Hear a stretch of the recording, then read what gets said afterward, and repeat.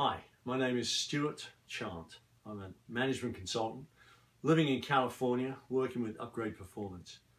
And as a management consultant, I help managers in companies learn how to coach more effectively. And I've spent the last 10 years helping thousands of managers get better at those one-on-one interactions.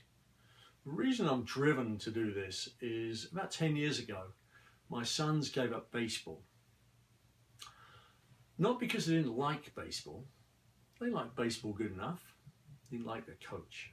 The coach kept catching them doing things wrong. And that's what upset them.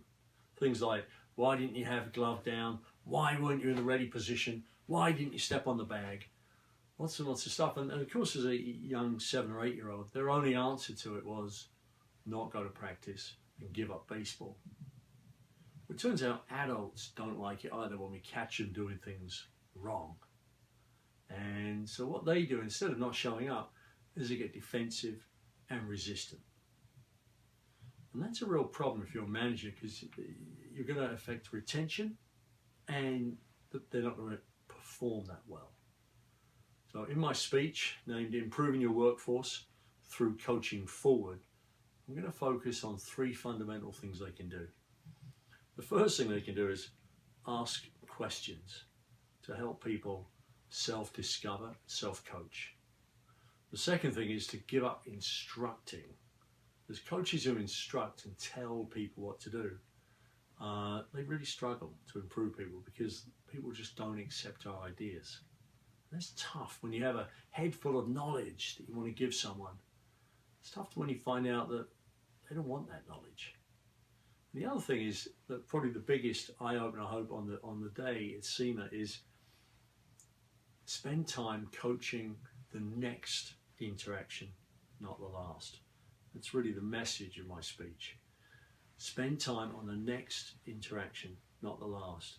Most managers spend their time analyzing the past.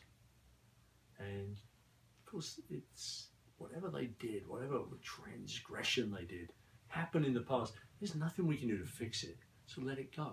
Every time we mention the past, they get defensive, they get resistant, and then the whole thing just devolves into an argument about what really happened. I'm going to teach them some techniques to not mention the past and to focus solely on the future and the next interaction. That's going to reduce their resistance that they face, going to reduce defensiveness, and it's going to make their coaching a whole lot better. I should tell you, I am English. If I just say that because I did a speech recently and someone came up after the speech and said, don't tell me Australia.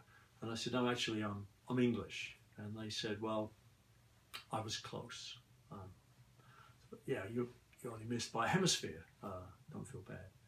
But, a little bit of background on me. I've spent a lot of time doing this job, been in front of thousands of people, and I used to be a stand-up comedian, so I can bring some humor into it as well. And hopefully SEMA will like what I do. Thank you.